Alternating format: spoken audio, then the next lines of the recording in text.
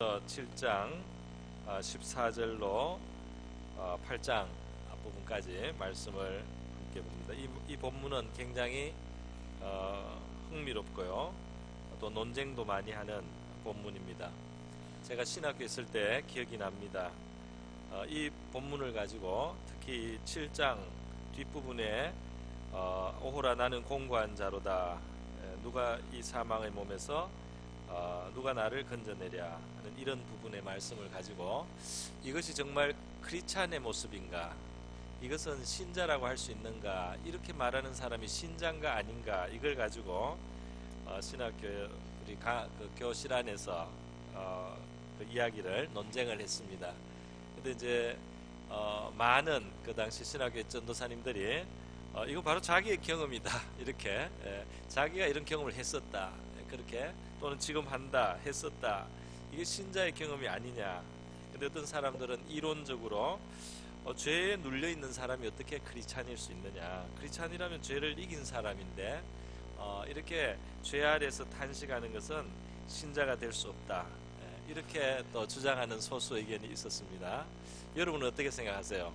오호라 나는 공고한 자로다, 누가 이 사망의 몸에서 나를 건져내랴. 나는 경건하게 살기를 원하는데 그렇게 잘 안 된단 말이죠. 경건하게 살 수가 없고 율법이 좋은 것인 줄 알고 신령한 줄 알고 그것을 행하기를 원하지만은 소원만 하지 실제로 행하지를 못한다. 이 율법의 수준에서 내가 행하지 못한다. 내 안에 정말 선한 것이 없다. 이렇게 고백하는 이 고백, 여러분은 이런 고백에 어떻게 공감이 되십니까? 네, 공감이 되시는 분위기 같네요. 네, 공감이 되시는 분위 같아요. 네, 그 다수입니다. 우리 많은 신자들이 사실 이것이야말로 내가 은혜를 몰라서는 아닌데, 내가 하나님을 믿고 알고 또 경험도 했지만 내가 이런 경험을 했다, 내가 크리스찬으로서 이런 경험을 했다, 이렇게 말하는 사람이 사실은 훨씬 더 많습니다. 여러분 어떻게 생각하십니까? 오늘 신자는 죄에 대해서 이미 극복한 사람이기 때문에 믿음 안에서 평안을 누리고 기뻐하는 그것만 우리 신자의 생활이라고 할 수 있겠는가 말이죠. 우리가 이 말씀을 생각할 때 예수님의 가르침이 생각납니다. 마태복음 5장에서 예수님께서 아주 중요한 가르침을 하셨어요. 그 산 위에서 하셨다고 해서 산상수훈이라고도 하는데요. 거기서 예수님이 그 나오는 제자들과 무리들에게 말씀하실 때 그 첫 마디에 하신 말씀이 뭐였느냐 하면 심령이 가난한 자는 복이 있나니 하나님의 나라가 저희 것이다, 천국이 그들의 것이며, 그렇게 말씀을 해주셨어요. 또 한 걸음 더 나가서 애통하는 자는 복이 있나니 그랬어요. 그들이 위로를 받을 것이며. 그러니까 예수님이 말씀하신 심령이 가난하다, 또 애통한다, 요게 이제 그 다음에 온유한 자의 복을 말하고, 그 다음에 가면 또 뭐라고 말했느냐 하면 온유한 자 다음에 의에 줄이고 목마른 자는 복이 있나니. 그러니까 의를 갈급하는 사람, 자기에게 그 의가 없어서 의에 목마르고 줄이고 갈급한 사람, 이 사람이 복이 있다, 이렇게 예수님이 말씀을 해주셨어요. 그래서 오늘 예수님의 말씀을 우리가 비추어서 함께 생각해 볼 때, 이 로마서 7장에 나오는 이 선을 행하기를 원하지만, 율법의 신령한 기준을 따라 살기를 원하지만 그것에 이르지 못하는, 그보다 훨씬 미달되는 자기 자신을 인해서 그 괴로움을 느끼는 사람, 탄식하는 사람, 공고한 사람, 이 사람에 대해서 예수님께서 마태복음에 거기에 상응하는 이야기를 해주셨다, 우리는 이렇게 생각이 되는 것입니다. 그래서 그 심령이 가난하다, 왜 가난한가? 그 의의 부족함 때문에, 자기에게 그 의가 미달된다는 것을 알기 때문에, 그래서 애통하기도 하는 사람, 그 사람을 예수님께서는 천국이 그들의 것이다, 그들은 천국에 갈 사람들이다. 거꾸로 한번 이렇게 생각해 볼 수 있겠습니다. 어떤 사람이 죄에 대해서 전혀 고민도 없고 죄 때문에 근심도 하지 않고 아무 감각이 없다면, 죄에 대해서 아무 근심이 없는 사람이라면 이 사람이 진정한 신자일 수 있는가? 그렇게 거꾸로 한번 생각을 해볼 수가 있겠습니다. 왜냐하면 성령께서는 오셔서 죄에 대해서, 이 세상의 죄와 악에 대해서 지적하시고 책망하시고 교훈하시는데, 성령은 죄에 대하여 깨닫게 하셔서 죄를 회개하게 하시는 분인데, 우리가 죄를 깨닫지 못하고 죄 때문에 고민하지 않는 것이 가능한 일인가, 그렇게 생각해 보게 되는 것입니다. 이거는 이제 성경 외로 잠깐 나가 보겠는데요.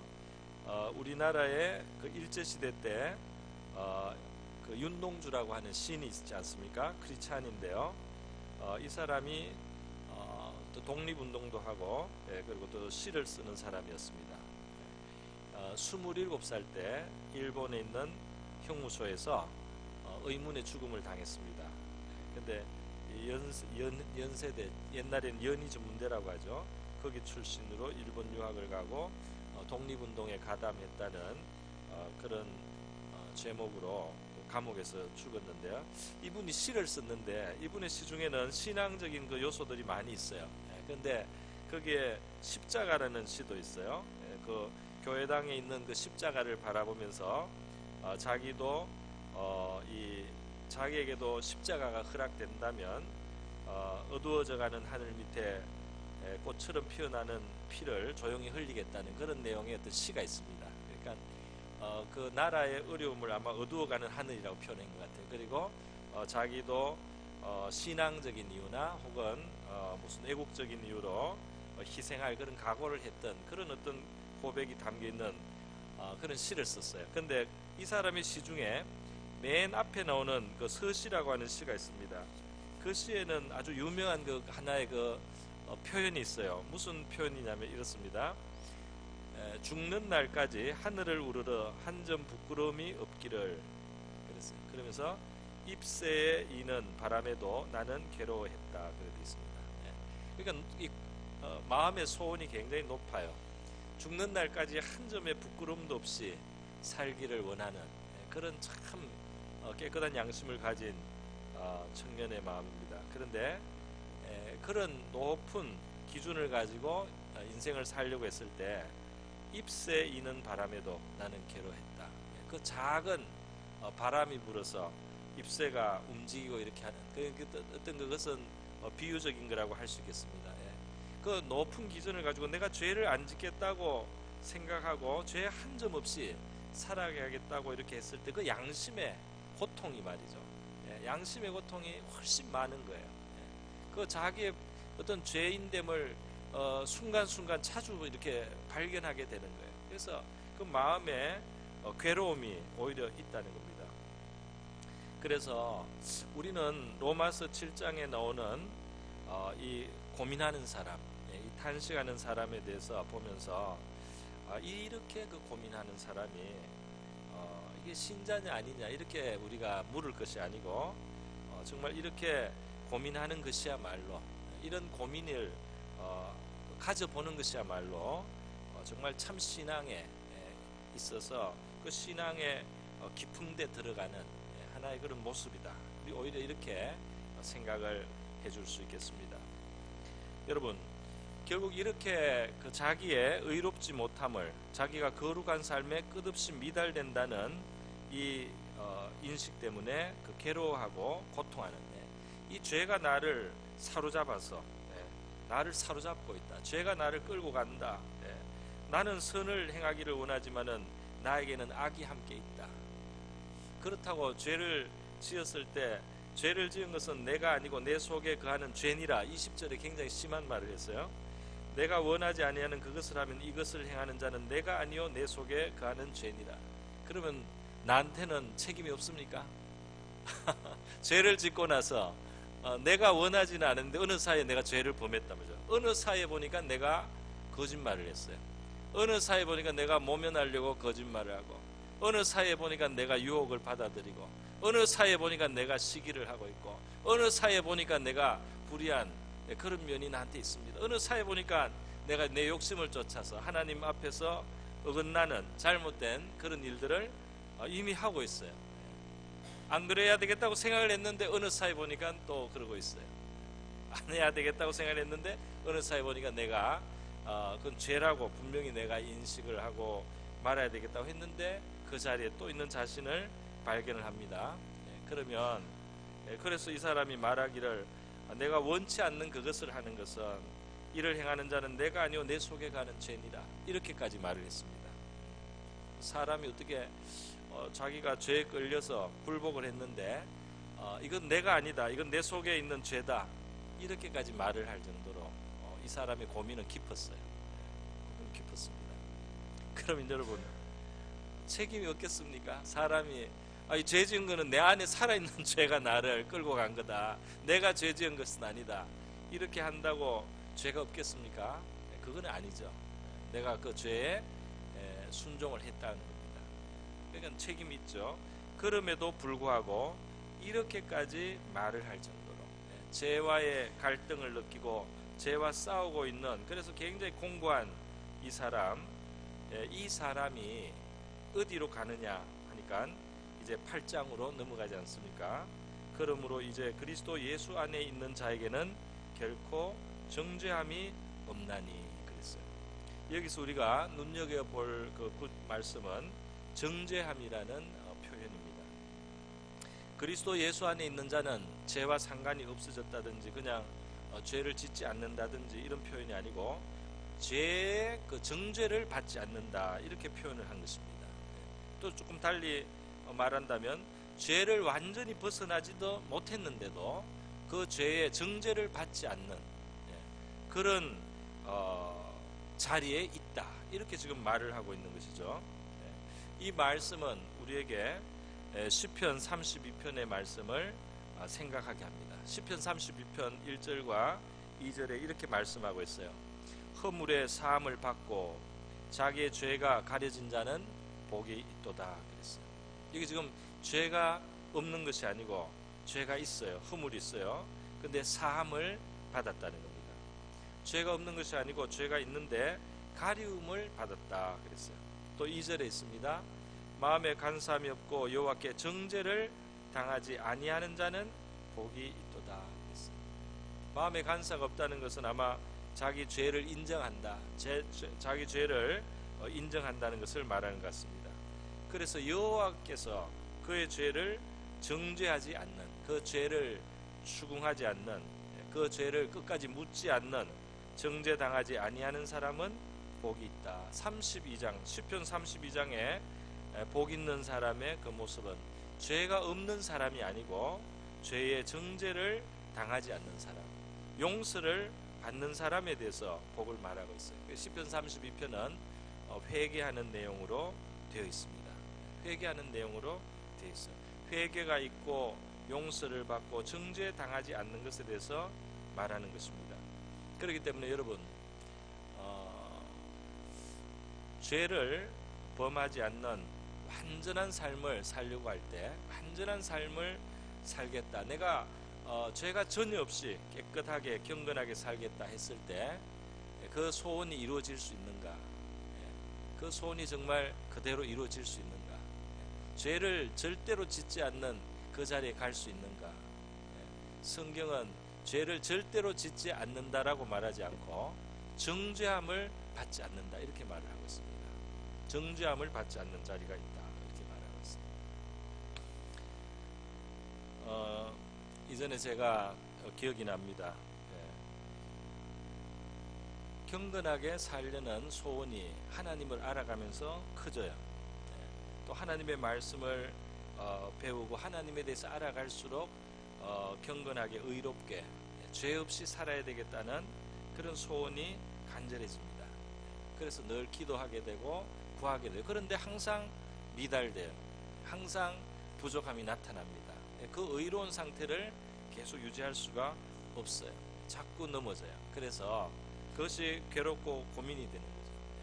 그런데 하나님께서는 바로 그런 저에게, 그리고 또 이 성경에 이제 하나님의 진리를 보여주시는 거예요. 뭐라고 하느냐면 하나님께서 우리를 구원할 때 우리의 삶이 완전해져서 완전히 거룩해서 완전히 죄에서 벗어났기 때문에 우리를 구원하는 것이 아닙니다.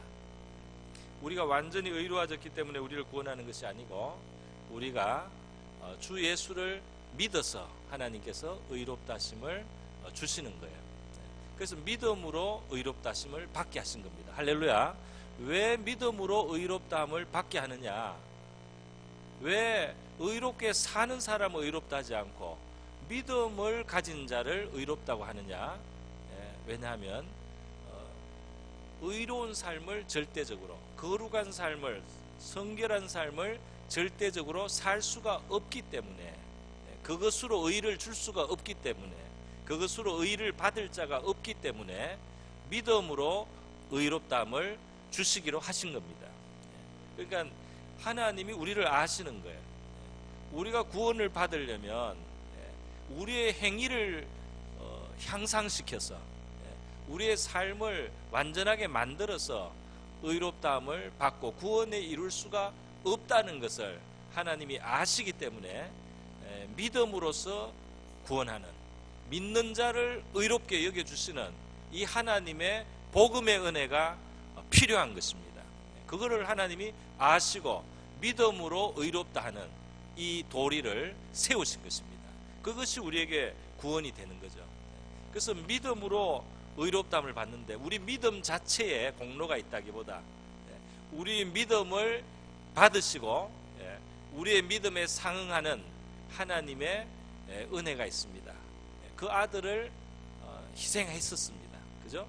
그 아들을 내어주시지 않습니까? 그 아들을 희생하고 내어주신 하나님의 역사가 있어요. 그 하나님이 대신 다 치러주시는 그 값이 있어요.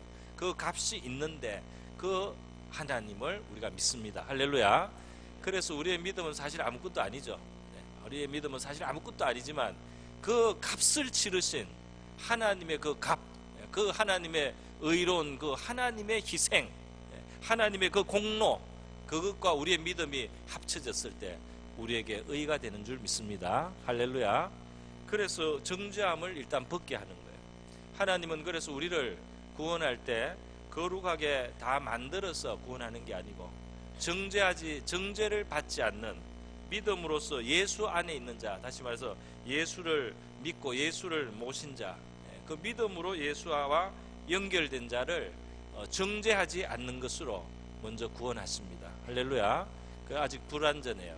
굉장히 불완전하지만 정죄하지 않는 도리를 먼저 주셔서 구원하시는 것입니다. 그러면 그게 끝이냐 하면 그게 끝이 아니에요. 그것은 어떤 의미에서 오히려 시작과 같다고 해야 되겠습니다. 왜냐하면 이제 성령의 법이 나오기 때문입니다. 성령의 법. 그래서 지금 예수가 나왔고 그 다음에 성령이 나왔어요. 하나님께서 우리를 구원하시고 우리의 구원을 또 이루어 가시는 일에 있어서 예수님이 먼저 등장을 하고 그 다음에 성령님이 그 다음 단계에서 등장하지 않습니까? 예수는 물론 많은 가르침을 하고 했지만은 예수님의 제일 크신 그 공로는 제일 중요한 행위는 십자가의 희생이고 피 흘림입니다.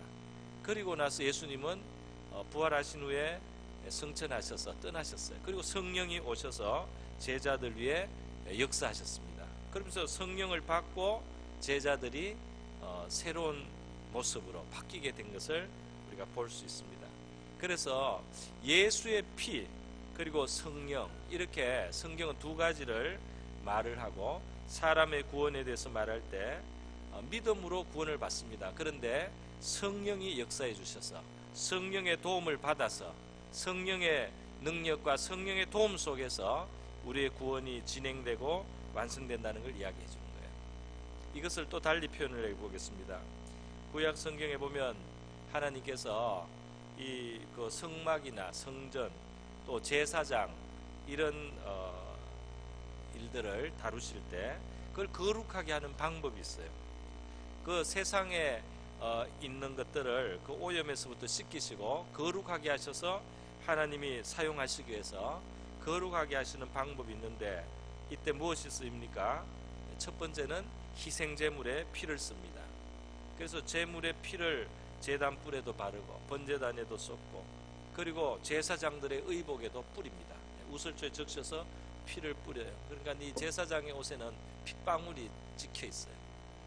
그리고 또 제사장의 위임식을 할 때는 제사장의 오른쪽 귓불에다가 그 희생제물의 피를 바릅니다. 여기에 빨갛게 되는 거예요. 그 다음에 오른손 엄지손가락에 또 피를 바릅니다. 여기가 빨갛게 돼요. 그 다음에 오른발 엄지발가락에도 피를 발라요. 그래서 빨갛게 돼요. 여기와 여기가 빨갛게 되는 거예요. 왜 그럴까요? 지금 이거 성별하는, 거룩하게 하는 방법입니다. 이게 이제 몸의 어떤 그 세 부분을 해서 이거 이제 몸의 대표로 하는 거죠. 그러니까 이게 사실은 전체가 피로서 깨끗해지는데, 그렇다고 피를 위에서 쏟아 부어 가지고 전체를 빨갛게 만들면 어떻게 되겠습니까? 무서워서 다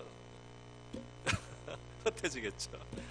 그 거룩하게 한다고 피를 퍼부어 가지고 제사장이 전 얼굴 전체가 말이죠, 이게 피가 되면은 무서워서 안 되죠.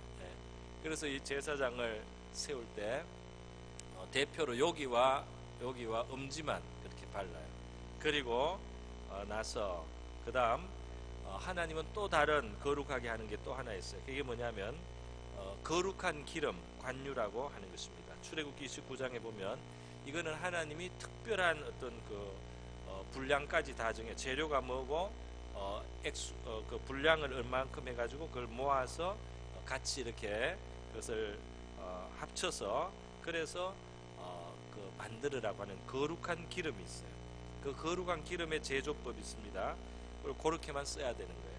근데 이 기름을, 거룩한 기름을 바르는 거예요.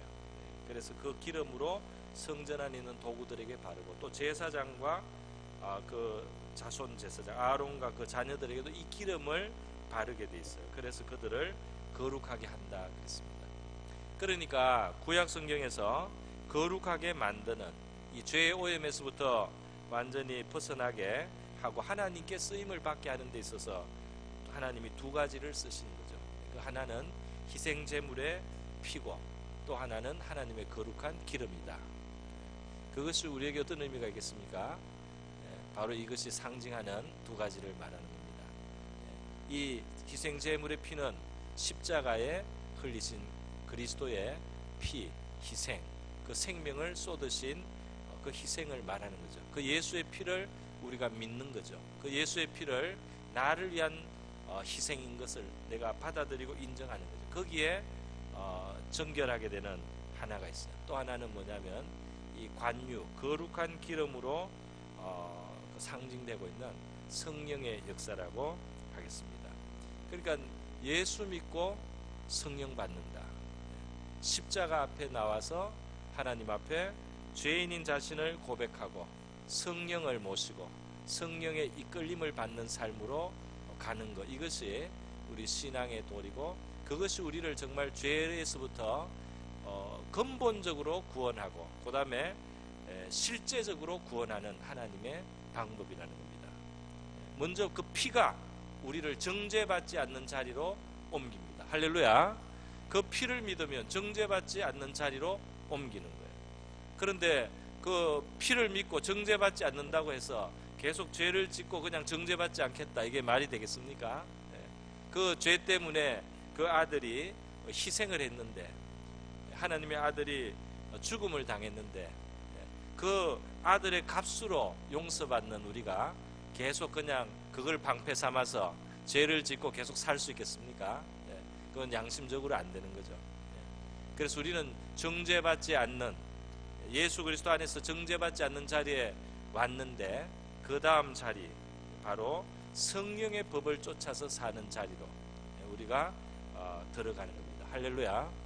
그 성령을 따라 살면 우리가 죄를 멀리하고 죄를 이기게 되고 죄와 상관이 없어지는 실제적인 삶으로 들어가게 된단 말이죠.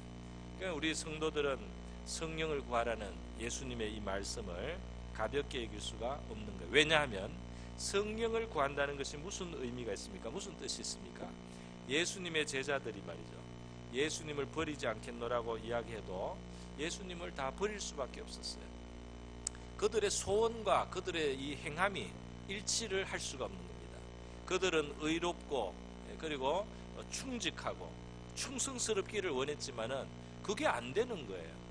막상 상황이 되니까 자기도 모르게 다 달아난 거예요. 그들의 그 두려움을 이기게 해줄 수가 없습니다. 자기의 힘으로는 안 되는 겁니다. 그래서 예수님이 말씀하신 대로 부활하신 예수님의 부탁을 받고 그들은 머물러서 약속하신 성령을 간절히 구했어요. 오늘 우리가 성령을 구한다는 것의 의미가 무엇이냐? 내 힘으로 하기에 너무나 내가 부족하다는 것을 인정하는 겁니다. 그렇지 않습니까? 성령을 구한다는 것은, 성령의 도움을 구한다는 것은 다른 게 아니고 내가 할 수 없다는 것을 하나님 앞에 고백하고 시인하는 거예요. 그렇지 않습니까? 내가 다 할 수 있고 내가 결심만 하면 할 수 있고 내가 마음만 먹으면 다 할 수 있는 그런 사람이라면 성령이 필요가 없습니다. 그리고 또 그렇게 계속 착각하고 있으면 성령을 구하지 않습니다. 이만하면 됐다라고 생각하는 사람은 성령을 구하지 않아요. 그런데 내 힘과 내 노력과 내 결단만으로 안 되는 바로 그 한계를 보는 사람에게 하나님께서는 성령을 베풀어 주셔요. 할렐루야. 또 적극적으로 성령을 구하기도 하는 거죠. 그게 나의 힘만으로 안 된다는 고백입니다. 나의 고백이자 하나님의 선언이에요. 너희들은 너희의 결심만으로 안 된다. 성령이 와야지. 성령이 너희를 주장해야지. 너희가 성령께 자신을 맡겨야지. 성령이 너희를 이끌어야지. 너희들 안에 희락도 있고 사랑도 있고 화평이 있게 된다. 너희 자신의 육신에서 난 것으로는 그런 의로움과 거룩함과 참사랑에 도달할 수가 없다. 하나님께로부터 온 그 영이 너희를 붙잡아줘야지. 그 영이 너희를 채워야지. 그 영이 너를 이끌어줘야지 되는데 너희가 너희 자신의 한계를 또는 무능함을 인정을 하고 하나님 앞에 겸손하게 그의 영이 도와달라고 그렇게 기도할 때 주님께서 이 일을 기쁘게 이루어 주실 줄로 믿습니다. 그래서 우리 신앙생활은 겸손하지 않고는 더 이상 진전이 없습니다. 우리의 한계를 알고 하나님의 도우심을 필요로 합니다. 우리가 의롭게 되는 것, 정죄받지 않는 것, 죄에서 정죄당하지 않는 그것도 우리의 공로로 할 수 있는 게 아니에요. 그게 하나님의 아들의 피 외에는 다른 방법이 없습니다. 그리고 의롭고 거룩하게 살아가는 그 힘과 능력도 우리 자신의 의지와 결단으로 하라는 것이 아니에요. 하나님이 보내주시는 성령, 약속하신 그 성령, 바로 하나님의 아들이 와서 그렇게 많이 가르쳐 주신 그 성령이 우리를 도와주셔야만 된다는 겁니다. 할렐루야. 그래서 우리 기독교 신앙, 우리 복음 안에 있는 진리는 사람을 높여주지 않습니다. 경건한 사람을 자랑할 수 있는 사람을 만들어주지 않습니다. 누구도 그 피가 없이는 안 되고 누구도 그 성령의 도움이 없이는 안 되게 돼 있는 거예요. 아무도 자랑을 못하는 겁니다. 자랑을 한다면 자기의 약한 것을, 자기가 무능한 것을, 자기의 힘으로는 안 되는 것을 하나님 앞에 인정하고 고백을 하는 겁니다. 그렇게 낮은 마음을 가질 때 낮은 곳에 임하시는 주님의 은혜가 우리를 붙들어 주실 줄로 믿습니다. 그러니까 기독교는, 우리 복음의 진리는 낮아져서 절망되지 않습니다. 할렐루야. 낮아져서 절망으로 끝나는 법이 없어요. 내가 모자라고 무능하고 경건하지 못해서 절망이 아닙니다. 절망이 아니에요. 내가 모자라고 내가 무능하고 내가 할 수 없는 그것이 출발점입니다. 거기 정말 바른 자리에 있는 거예요. 그 자리가 좋은 자리예요. 받아야 되는 그 자리, 그 피가 필요한 그 자리, 성령이 아니면 안 되는 그 자리, 그 자리가 정말 좋은 자리입니다. 자랑할 수가 없는 거예요. 그래서 하나님께서는 그 자리에서 우리를 도와주시고 붙들어 주시고 함께 해주셔서 의로운 삶, 거룩한 삶으로 이끌어 가시는 줄 믿습니다. 그래서 성령이 어떻게 이끌어 가느냐, 그 부분은 이제 로마서 8장에서 펼쳐지게 되는데요. 다른 시간에 우리가 함께 보도록 하겠습니다. 오늘 이 시간은 말씀을 이것으로 맺고요.